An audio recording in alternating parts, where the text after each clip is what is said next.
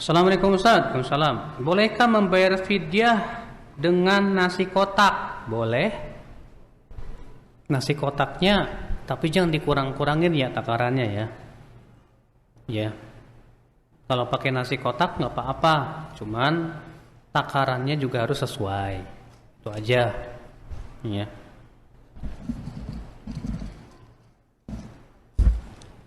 Karena kan ayat itu hanya mengatakan fidyatun ta'amu miskin. Fidyah memberi makan fakir miskin. Berarti fidyah itu harus memberi makan. Apakah mentah atau matang enggak dijelaskan. Dan kaidah usul fikih mengatakan suatu dalil yang sifatnya mutlak atau umum harus dibawa kepada mutlak dan keumumannya. Enggak boleh dikhususkan kecuali dengan dalil. Maka Allah mengatakan fidyah memberi makan berupa matang apa enggak Ustadz? Anda jangan nanya, yang penting beri makan, udah selesai. Jangan kayak ahli kitab ketika Allah berfirman, Allah memerintahkan kalian menyembelih seekor sapi. Nanya, sapinya warnanya apa? Ya, yang kayak gimana? Salah, itu pemahaman yang salah. Allah mengatakan fidyah memberi makan fakir miskin. Udah, beri makan apa aja, yang penting beri makan. Mau mateng kek, mau enggak mateng, pokoknya itu memberi makan. Paham enggak? Ya. Dan tentunya makanan yang dimaksud dengan makanan pokok yang dimakan orang-orang di situ. Ya.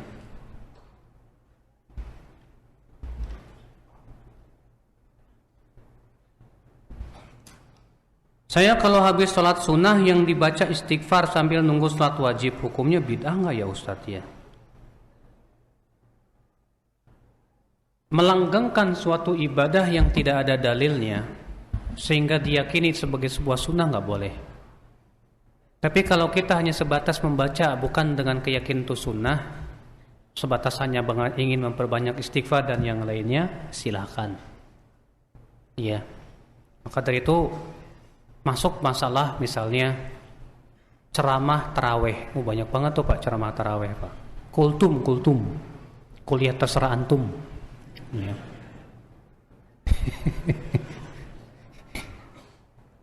Itu di masyarakat kita Pak. Sebagian masjid itu seakan-akan tuh sunnah Pak.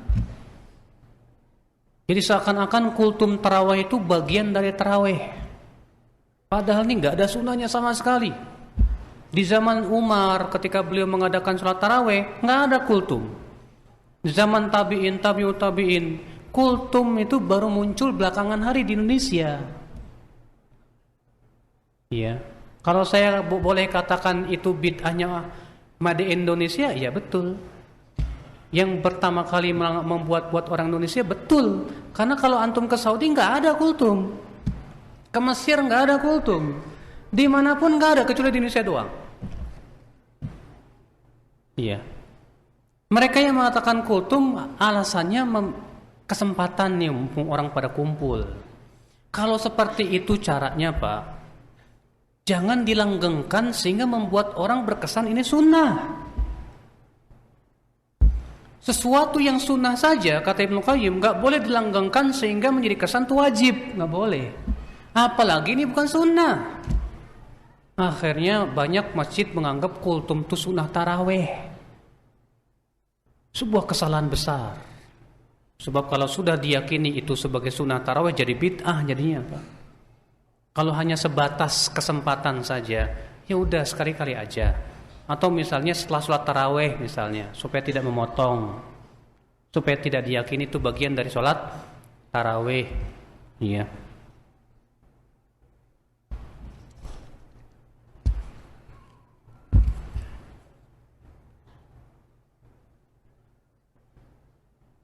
Kebetulan diberi kepercayaan untuk mengawali imam taraweh awal malam Ramadan.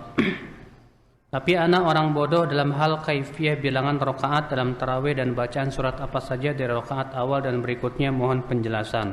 Kalau nggak tahu mendingan antum suruh orang lain aja yang tahu Mas. Antum jangan pede jadi imam kalau antum nggak punya ilmu.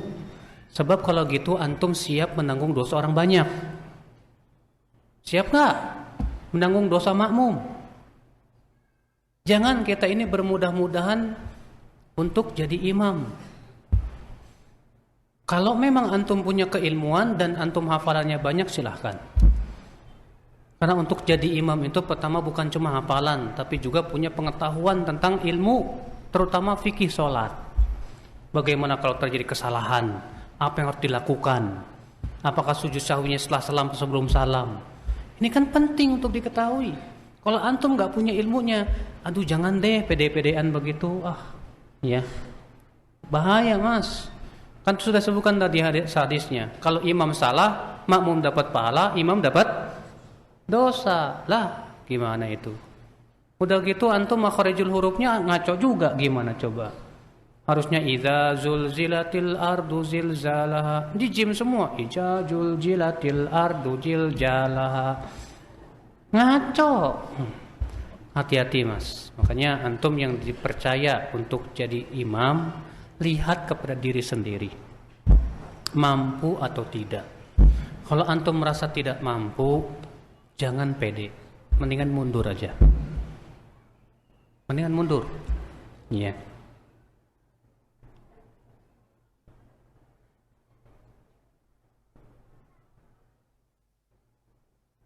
Apabila sedang sahur tiba-tiba adzan, apakah makanan yang sedang dikunyah boleh ditelan?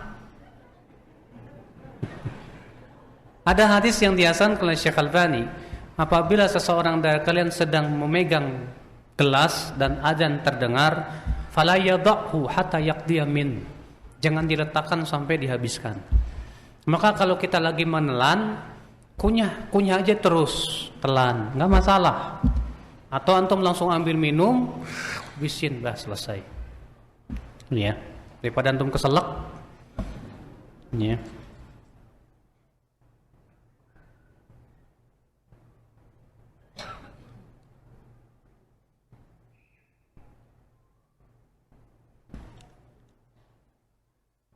Apakah penentuan hari dalam Islam dimulai dengan maghrib?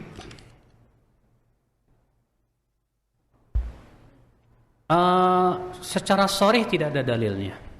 Secara tegas ya tidak ada dalilnya.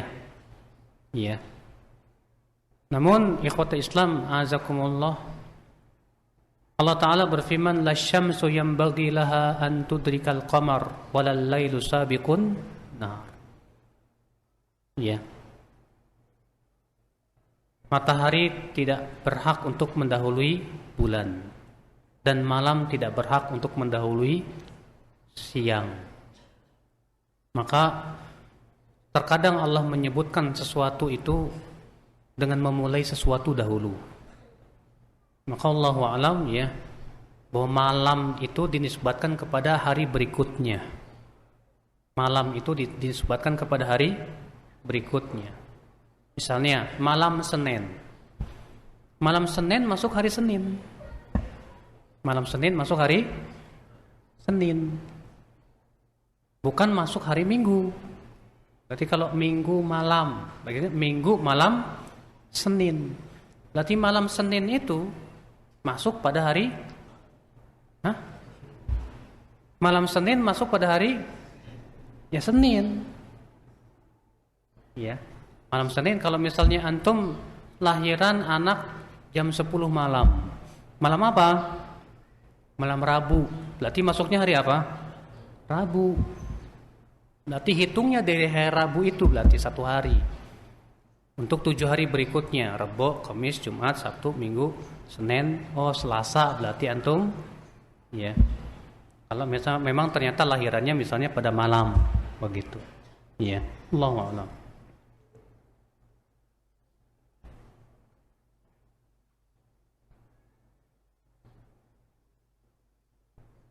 Apakah sama pahala dan berkah sahur di hari-hari biasa selain di bulan Ramadan? Sama. Karena kan hadisnya mutlak. Sesungguhnya Allah dan malaikatnya bersalawat atas orang yang bersahur. Enggak dijelaskan sahur untuk Ramadan, apa sahur untuk Senin Kamis. Sama semua. Kan sudah sebutin tadi kaidahnya. Suatu dalil yang mutlak jangan diikat dengan sesuatu kecuali dengan dalil. Suatu dalil yang umum jangan dikhususkan dengan sesuatu kecuali dengan dalil. Dalilnya jelas, sesungguhnya Allah dan malaikatnya bersalawat untuk orang yang sahur. Sahur yang mana? Nggak dijelasin. Berarti semua masuk semua sahur. Ya. Nah ini kaidahnya Pak. Nah, makanya para sahabat itu Pak, mereka pemahamannya seperti itu. Mereka tidak berani untuk mengkhususkan kecuali dengan dalil. Contoh misalnya, ketika Allah turunkan alladzina amanu wa lam yalbisu imanahum bidzulmin ulaika lahumul amnu wa hum muhtadun. Dan orang-orang yang beriman dan tidak mencampuri keimanan mereka dengan kedzaliman, mereka mendapatkan keamanan dan mereka dapat hidayah. Apa yang terjadi? Para sahabat datang ke Rasulullah dan mengatakan, "Hai Rasulullah, ayat ini berat sekali ya Rasulullah. Siapa di antara kami yang tidak pernah berbuat zalim ya Rasulullah?" Karena ayat itu mengatakan orang yang beriman dan tidak mencampuri keimanan dengan kezaliman. Kata zalim di sini mah umum. Masuk padanya zalim berupa maksiat, zalim terhadap diri sendiri, zalim kepada orang lain. Sehingga mereka bingung, "Ya Rasulullah, ini berat sekali ayat ini." Kemudian Rasulullah mengatakan, ya, yang dimaksud zalim di situ syirik. Baru setelah ada dalil mereka faham, oh maksud zalim dalam ayat itu syirik. Jadi begitu Pak. Jadi pahami hadis itu ya dengan seperti itu. Ya. Salah enggak ya? Kalau mau sholat sunnah dengan sholat wajib pindah tempat, sunnahnya begitu, tapi enggak harus. Berdasarkan riwayat Abu Daud, bahwasanya Nabi SAW apabila telah selesai sholat wajib dan beliau mau sholat sunnah, beliau maju atau beliau mundur. Itu dalam riwayat Abu Daud. Dan ini hanya perbuatan. Kaidah usul fikih mengatakan sebatas perbuatan tidak menunjukkan kepada wajib kecuali bila ada perintah. Sedangkan ini hanya perbuatan. Berarti hukumnya apa? Sunnah. Ada hadis riwayat Muslim, Nabi melarang. Rasulullah melarang menyambung sholat dengan sholat berikutnya sampai ia berbicara atau keluar. Nabi SAW melarang menyambung satu sholat dengan sholat berikutnya sampai ia berbicara atau. Berarti kalau antum habis sholat maghrib nggak boleh langsung berdiri untuk sholat sunnah, nggak boleh. Sampai antum zikir-zikir dulu, berbicara, atau antum pindah tempat keluar. Artinya sahih riwayat Muslim dalam sahihnya. Ya. Nah itu ya akhi, azakallahu wa iyyakum. Nenek saya pikun, tidak bisa puasa dan sholat. Apa harus bayar fidyah? Iya, kalau memang ternyata tidak bisa puasa dan dia sudah pikun, lemah, maka bayarkan fidyah. Jika anak-anaknya tidak ada yang peduli, bagaimana hukumnya? Dosa itu. Anak-anaknya tidak peduli, dosa. Iya. Karena mereka tidak berusaha untuk membantu ibunya dalam beribadah kepada Allah Subhanahu wa taala. Bagaimana hukumnya i'tikaf bagi wanita yang dicerai suami tapi sudah habis masa iddah? Apakah boleh i'tikaf? Wanita boleh i'tikaf. Ya, dengan ijma' para ulama. Karena dahulu para istri-istri Nabi sepeninggal Rasulullah i'tikaf di masjid. Ya. Bahkan di zaman Nabi pun juga sebagian istri Nabi ikut i'tikaf. Ya, pernah Nabi SAW mengizinkan istrinya yang bernama Ummu Salamah apa Aisyah saya lupa untuk ikut i'tikaf. Rupanya istri Nabi pun bikinlah kemah di sisi kemahnya Nabi SAW. Rupanya istri-istri Nabi yang lain cemburu, pada bikin kemah lagi. Akhirnya Rasulullah pas masuk masjid, ini kemah-kemah siapa? Banyak sekali. Kata para sahabat, ya Rasulullah, itu kemah-kemah istrimu, semuanya mau i'tikaf. Waduh, Akhirnya Rasulullah ia menyuruh istri-istrinya jangan itikaf di malam. Akhirnya Rasulullah tidak jadi itikaf di bulan itu. Dan beliau qada itikafnya di bulan Syawal. Gara-gara itu beliau tidak jadi itikaf. Ya. Jadi akhirnya itikafnya di bulan Syawal. Boleh enggak ibu-ibu sholat tarawih di rumah? Akhi, perempuan yang lebih utama memang di rumah. Kata Rasulullah, wa buyutuhunna khairun lahun. Rumah mereka lebih baik buat mereka. Kalau ada yang berkata, kan sholat tarawih itu bersama imam sampai selesai, pahalanya sama dengan sholat semalam suntuk. Kita jawab, mana yang lebih utama? Sholat tarawih apa sholat duhur berjamaah? Hah? Mana yang lebih utama? Sholat tarawih berjamaah apa sholat subuh berjamaah? Mana yang lebih utama? Sholat tarawih berjamaah atau sholat maghrib berjamaah? Kalau yang wajib aja para wanita tetap disyariatkan di rumah, yang lebih utama, apalagi yang sunnah, ya. Maka tetap yang lebih utama perempuan di rumah. Tapi kalau perempuan mau ke masjid, silakan, nggak boleh dilarang. Karena Nabi mengatakan, la tamna'u ima Allah masajid Allah. Jangan kalian melarang para wanita untuk pergi ke masjid. Tadi dikatakan perempuan hamil dan menyusui bayar fidyah. Lalu setelah 2 tahun belum mampu bayar fidyah, apa yang dilakukan dan apakah berdosa atau tidak ya Ustadz? La yukallifullahu nafsan illa wus'aha. Allah tidak membebani jiwa kecuali sesuai dengan kemampuan. Ada seorang laki-laki datang ke Rasulullah, ya Rasulullah, celaka aku ya Rasulullah, dan membuat orang lain celaka ya Rasulullah. Kata Rasulullah, kenapa? Aku mensetubuhi istriku di waktu siang ya Rasulullah. Gimana itu ya Rasulullah? Kata Rasulullah, kalau begitu kamu bayar ya makan fakir miskin 60 orang miskin. Kata sahabat ini, makanan dari mana ya Rasulullah? Aku gak punya makanan. Kalau begitu kamu puasalah 2 bulan berturut-turut. Ya Rasulullah, aku sudah tua gak kuat ya Rasulullah. Makanya Rasulullah diam. Tiba-tiba ada orang datang membawa 2 ember kurma, diberi ke Rasulullah. Rasulullah, tadi siapa yang bertanya? Aku ya Rasulullah. Ini bawa ember-ember ini, beri makan fakir miskin. Ya Rasulullah, di tempat saya yang paling miskin ya Rasulullah. Ala afqar minna ya Rasulullah. Tidak ada yang lebih miskin dari kami ya Rasulullah. Kami orang miskin banget. Melihat itu Rasulullah tertawa. Lalu Rasulullah bersabda, ya udah kamu kasih makan istrimu sana. Akhirnya Rasulullah menggugurkan itu semuanya karena dia tidak mampu.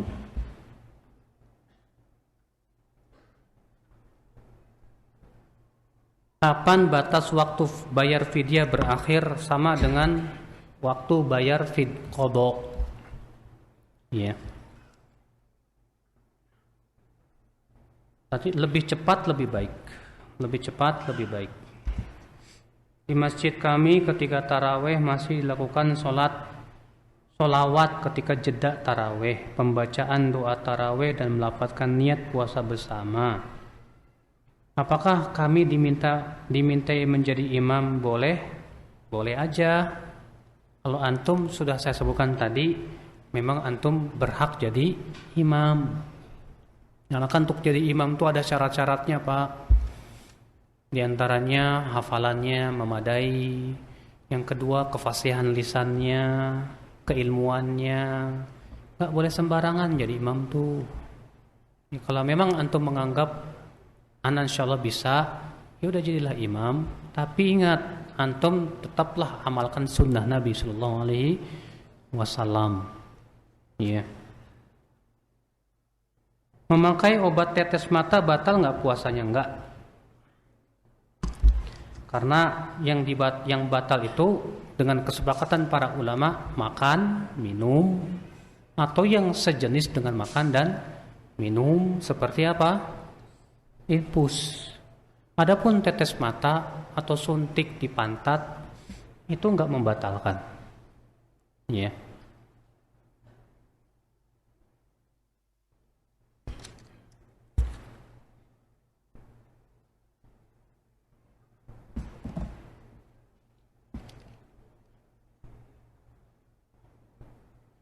Bagaimana kita puasa di lingkungan atau tempat kerja yang berbau dengan orang yang tidak puasa, bahkan merokok, dan kita tidak bisa menghindari asap rokok?